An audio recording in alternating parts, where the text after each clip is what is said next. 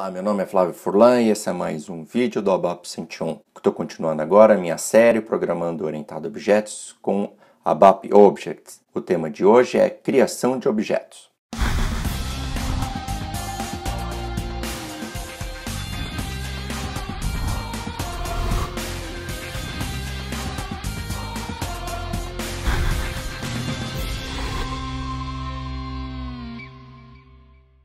Como a gente já falou em outros vídeos, objetos nada mais são do que representações de entidades ou coisas da realidade. E como tal, a gente representa esses objetos dentro do sistema através de duas características, estado e comportamento. O que a gente vai tratar hoje no vídeo é justamente a inicialização do objeto no estado correto.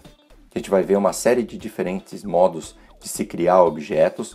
Claro que eu não quero fazer de maneira tão extensiva assim, vou mostrar os principais jeitos de se criar objetos e também a gente vai conversar um pouquinho sobre o que acontece dentro do sistema quando a gente cria os objetos. Estou falando isso daí em termos de criação de memória, ponteiros, referências, etc. Um servidor de aplicação típico ABAP é composto por várias instâncias. Cada instância eu posso chamar de uma maneira aproximada como um servidor mesmo.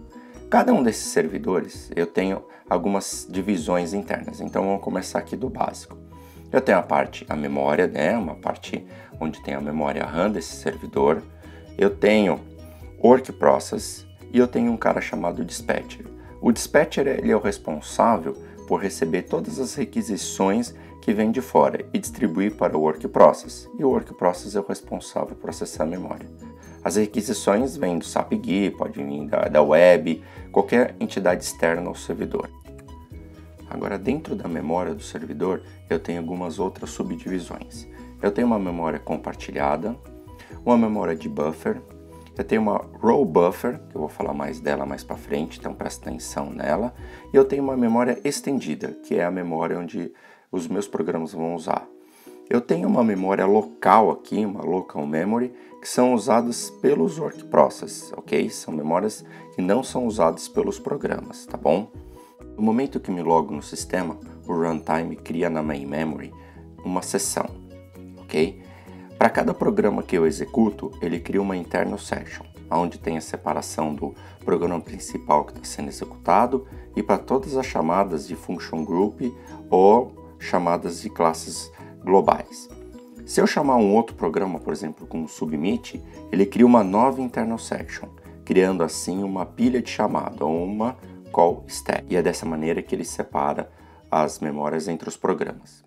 Isso foi só um overview de como que é a organização do Application Server, em termos de memória, em termos de processamento. O que você precisa entender aqui, o que é importante na verdade para a gente de desenvolvimento, é a história de multiplexação de work process. Os work process eles são bem limitados. O número de work process dentro do sistema ele é limitado. Imagine o work process como arquivinhos .exe lá no sistema operacional.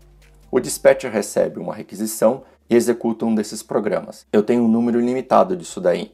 Eles variam de acordo com o sistema, de acordo com a parametrização que Basis colocou, de acordo com o número de carga, uma série de fatores, mas eles são limitados. Então como é que você, por exemplo, tem um número limitado, e o número eu estou falando de coisa de 30 work process, 50 work process, como é que pode um número limitado desse de work process, como por exemplo 30 a 50, servir um número muito grande de usuários, 3.000 usuários, 4.000 usuários? Como que isso acontece? É um negócio chamado multiplexação de work process.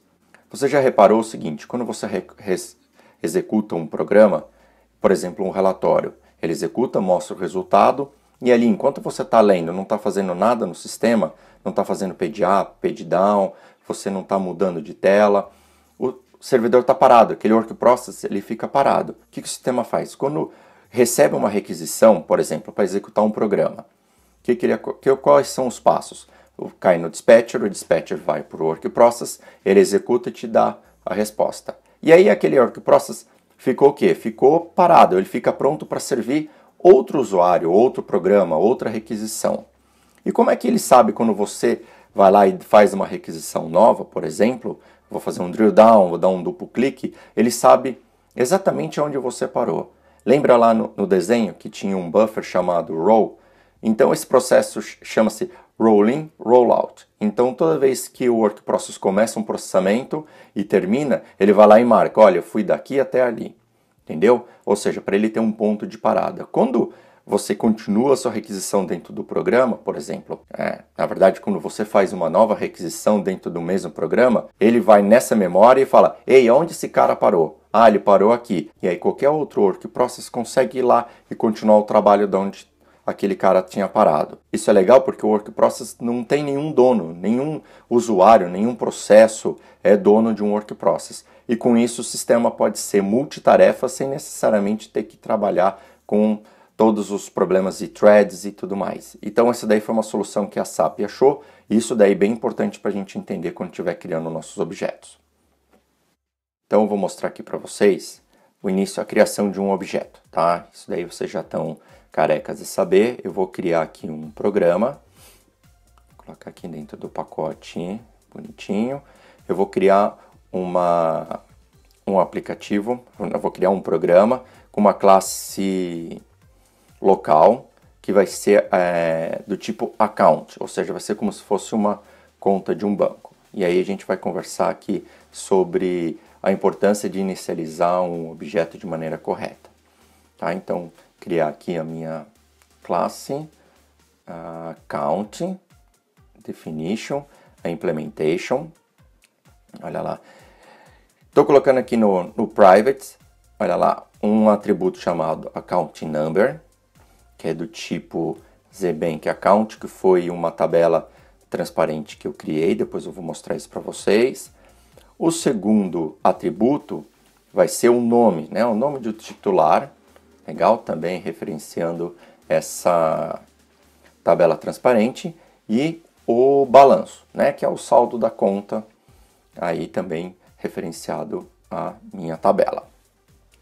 Legal? Então, reparem, quando eu quando eu inicializo o meu objeto, eu preciso saber qual que é o número da conta e qual é o saldo inicial. Então, para isso, o que eu vou usar? Eu uso o construtor. Já mostrei para vocês como é que funciona o construtor. Ele é um método chamado assim que eu crio um objeto. Isso daí força, né, garante que quando eu estou criando um objeto, estou fazendo create object, eu garanto que o estado do meu objeto vai ser inicializado de maneira correta. Nesse caso aqui, ó, é bem interessante, é um pouquinho diferente do que a gente já vem trabalhando. Quando eu inicializo o meu objeto, por exemplo, eu vou lá criar o meu create object, olha só o que eu tenho que fazer. Eu tenho que passar no meu construtor um parâmetro que é o número da conta. Lá na minha tabela, o número da conta é chave. Então eu vou fazer um select single para trazer o nome e o saldo atual daquela conta. Legal? Então é simplesmente um select single e aí eu vou carregar os meus atributos de acordo com o que está lá na tabela. Se não encontrar nada, por enquanto não vou fazer absolutamente nada. Então, olha lá, o que eu faço? Eu crio o meu objeto. Opa, esqueci de colocar um public section aqui. Legal, agora está ativo bonitinho. Vamos ver. Vamos vir aqui agora no sistema. Eu vou mostrar para vocês aquela tabela. Tá? Depois eu posso deixar aí o arquivinho de como cria essa tabela. Tá? Bem simples, tudo bem? Eu criei aqui meus próprios data elements e para ficar já criando aí um modelo banco que talvez eu vou usar nos meus próximos exemplos, tá?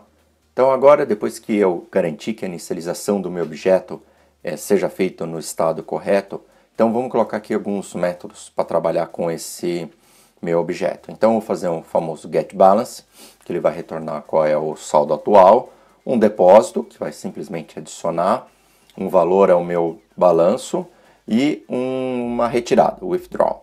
Tá? Então, eu também coloco aqui qual é o valor que eu quero fazer da retirada e uma exception, se caso ele não tiver fundos disponíveis na conta, não tiver saldo disponível. Legal? Então, fazer a implementação. A implementação é bem simples.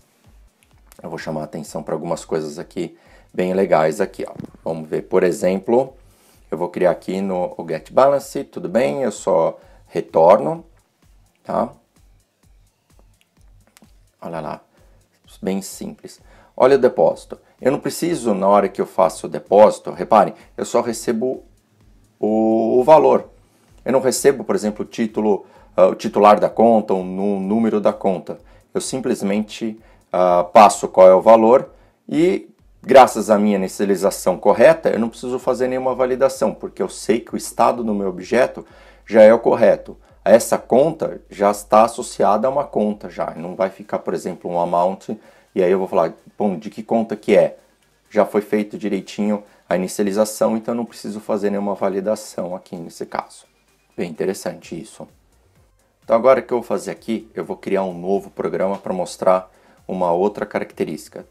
Por exemplo, todos esses atributos que nós criamos aqui no programa anterior, por exemplo, o número da conta, balanço, titular, são chamados atributos de objeto ou atributos de instância.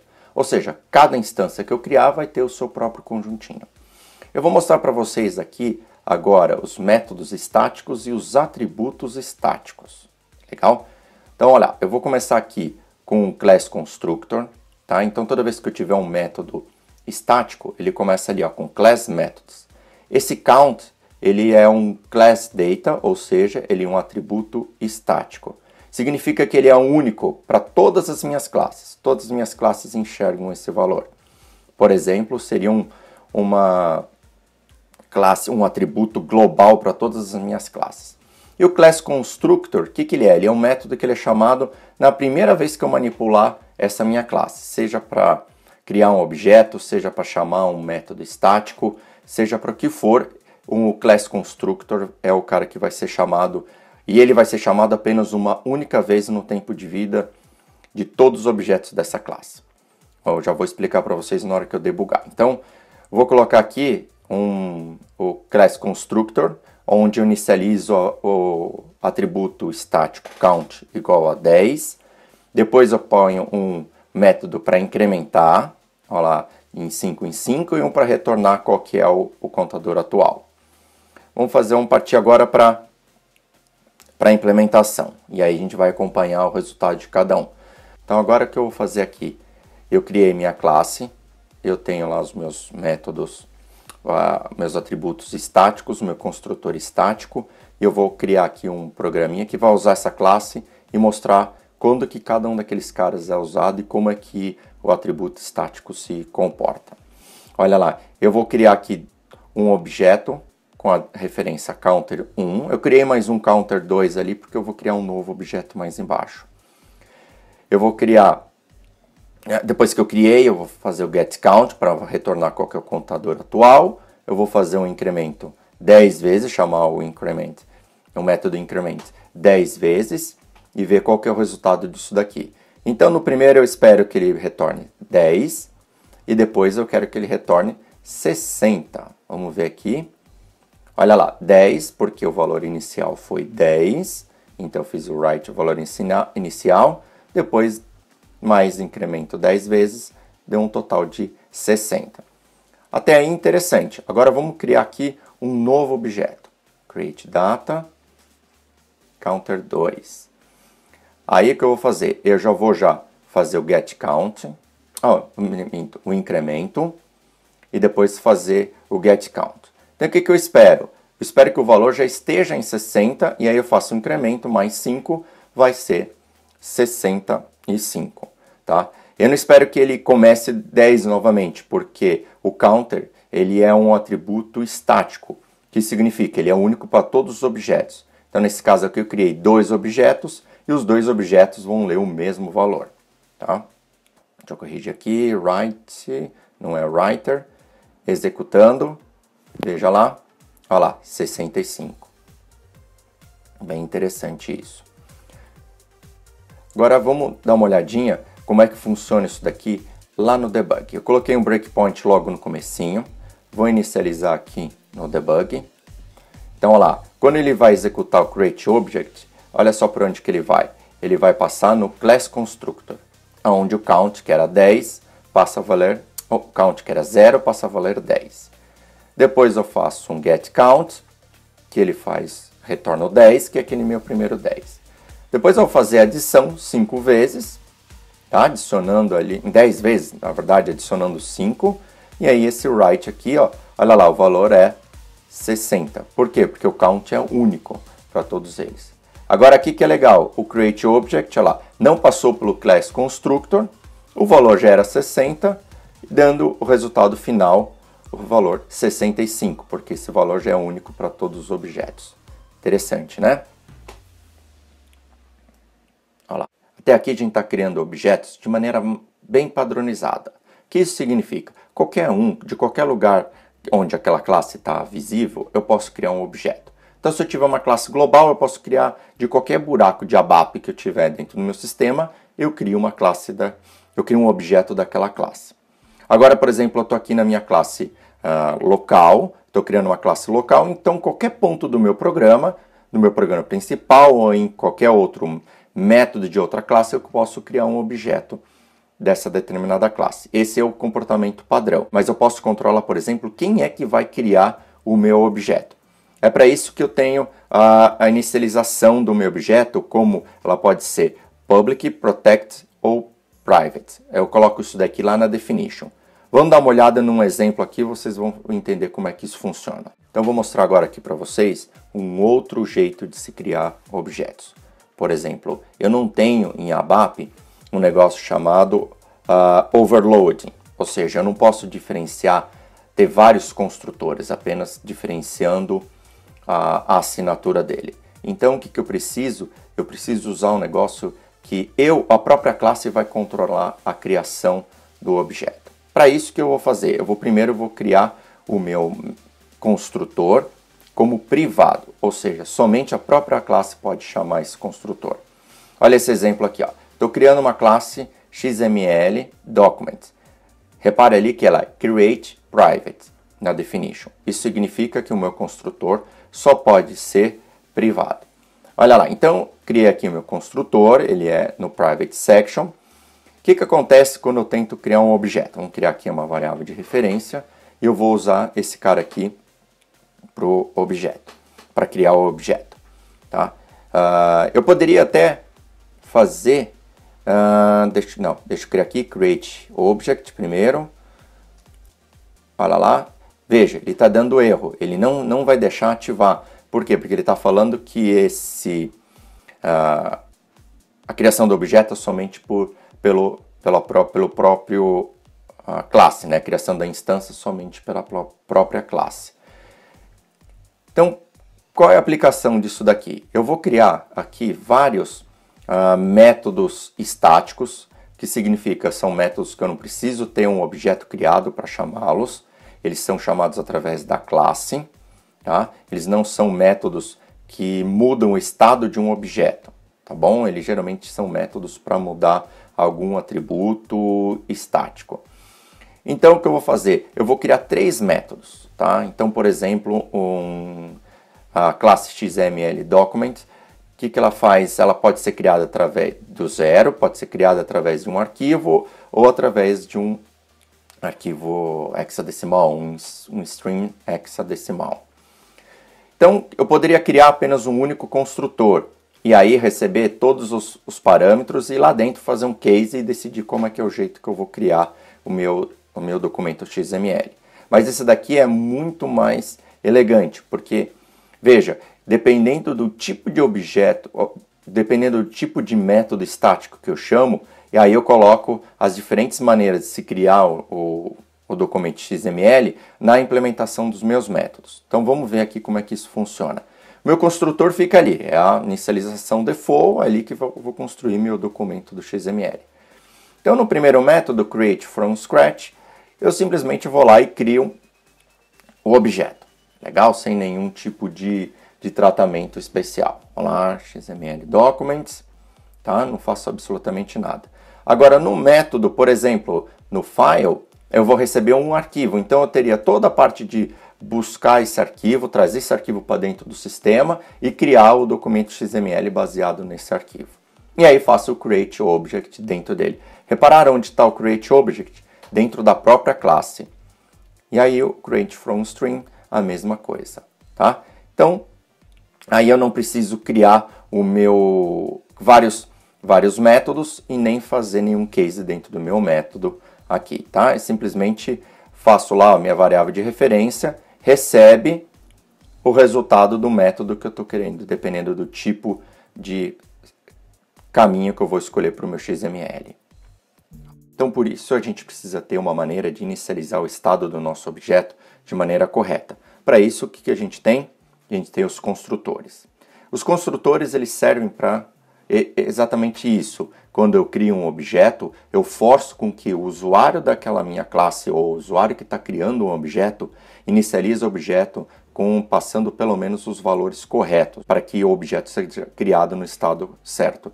Senão, eu criaria um objeto limpo e depois eu teria uma série de métodos set para definir o estado daquele objeto de maneira correta. Ou pior ainda, toda vez que eu fosse chamar um método, passasse tudo que eu precisasse daquele método e retornasse. Ou seja, eu acabaria programando de maneira estruturada novamente. Ou então eu poderia criar alguma série de variáveis globais e aí controlar... Não, também não. Então, vamos criar os objetos de maneira correta usando os construtores. No nosso exemplo que eu usei lá no encapsulamento, eu não usei um construtor, justamente que era para deixar para esse vídeo aqui. Sim, eu planejo os vídeos, por incrível que pareça. Como é que eu inicializo um objeto em ABAP? A gente já viu em outros vídeos, mas eu vou falar aqui direitinho, que é o Create Object. O que acontece quando eu faço Create Object? O runtime vai lá na memória estendida, cria o objeto. E aquela variável de referência que você usa no Create Object é usada para apontar esse objeto lá na memória estendida. Então, esse objeto fica lá criado e você acessa através dessa variável de referência.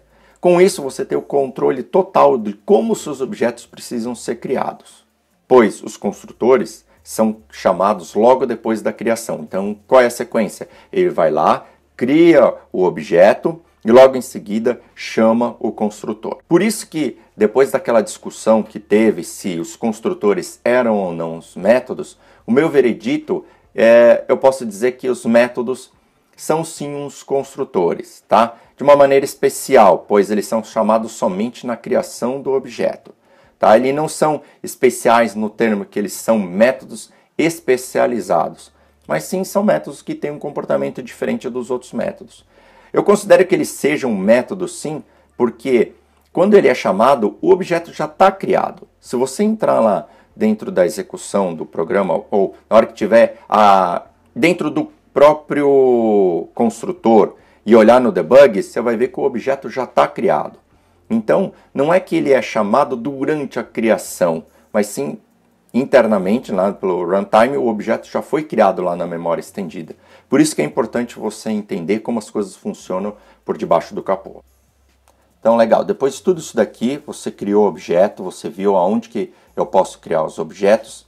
Agora, como é que esses objetos são deletados da memória? É aí que entra o Garbage Collector. O Garbage Collector é uma coisa herdada lá do Java, né? Ao contrário do C++, o ABAP ele não precisa destruir o objeto. Ele simplesmente criou o objeto e o Garbage Collector é o responsável por fazer a limpeza do sistema. Tá? Por que eu preciso limpar o sistema? Senão, eu vou encher minha memória lá estendida com um monte de objetos que eu não utilizo mais. E como é que esses objetos são deletados? Qual que é o critério que o Garbage Collector utiliza? Simplesmente o seguinte, objeto sem referência, ele considera que esse objeto pode ser deletado. Então é simplesmente usando o comando clear, depois que você sabe que você não vai usar mais aquele objeto, usa o comando clear e pronto, o Garbage Collector já faz todo o serviço para você. Então o Garbage Collector a gente viu que ele é usado para não ficar carregando a memória. E o que mais a gente pode fazer, por exemplo, para melhorar a performance? Primeiro, fazer um bom projeto, não ficar criando objetos com coisas que você não precisa. Tá? Eu aconselho também você colocar, dependendo da situação, colocar um método tipo reset ou um método clear, que ele faz a limpeza dos atributos dentro de um objeto. Lembre-se que muitas vezes esses atributos podem ser uma tabela interna com bastante dados. Tá? Outra maneira que existe, que é bem famosa, bem popular, é a chamada Lazy Initialization, ou inicialização preguiçosa. Vamos imaginar o seguinte, que eu tenho uma tela onde eu tenho uma lista de purchase orders, de ordens de compra. Essas ordens de compra ali eu só tenho o cabeçalho. Quando eu dou um duplo clique, aí aquele cabeçalho vai mostrar os itens. Eu não preciso, para cada item daquele ali que já estão na tela, para cada objeto que já estão na tela, já ter todos os seus itens, os objetos dos seus itens criados. O que eu faço? Eu só crio esses objetos quando eu dou o duplo clique. Por isso que é inicialização lazy ou inicialização tardia. Tá? Eu também posso melhorar a performance evitando a criação de muitos objetos, ou utilizando a lazy initialization, por exemplo, não colocar a criação de objeto dentro de um loop, porque aí ele vai sair criando objeto atrás de objeto. Se for legal, dá para você tentar reutilizar objetos. Eu não gosto muito disso daí, mas às vezes quando a performance pode ficar comprometida ou o recurso, teu programa está usando muitos recursos, o que acontece? É legal você reutilizar objetos. Você tem lá o método reset, que zera todos os objetos e aí reinicializa esse objeto num novo estado e aí trabalha com o mesmo objeto. Lembre-se, quando você cria um objeto, muita coisa acontece em memória, muita coisa o runtime precisa fazer para aquele objeto ser criado. Tá? Então, por exemplo, a memória estendida, ela não é organizada tudo certinho. Ele é igual o disco rígido. Tá? Se você já viu como é que funciona o disco rígido, ele vai saindo gravando. Para performance, ele grava em qualquer lugar. Então, para ele achar um espaço ali onde ele tem que gravar, ele gasta recurso. Então, quanto mais objetos você cria, mais recursos ele vai gastar. Então, são tudo coisas que você precisa levar em consideração. O runtime do ABAP já é bem otimizado. Tá? Eu não diria que isso daí seria a sua primeira preocupação na hora que você está programando. Nem diria nem que seria nem a segunda nem a terceira. Mas é uma coisa boa para você entender o que acontece por debaixo dos panos quando você cria um objeto, para evitar programas que consomem muitos recursos de maneira desnecessária. Bom, então chegamos no final do nosso vídeo. Se você gostou, põe aí nos comentários, clique no joinha, assine o nosso canal e fique ligado nos próximos vídeos. Como vocês podem ver, eu estou tentando publicar quase todas as segundas-feiras. De manhã tem um novo vídeo para vocês. Por enquanto está dando certo. Hoje aqui no finalzinho desse vídeo, eu tenho aqui a companhia bem especial. Vem aqui. Dos meus filhos. Aqui o Davi e o Daniel. Então, um abraço e até mais.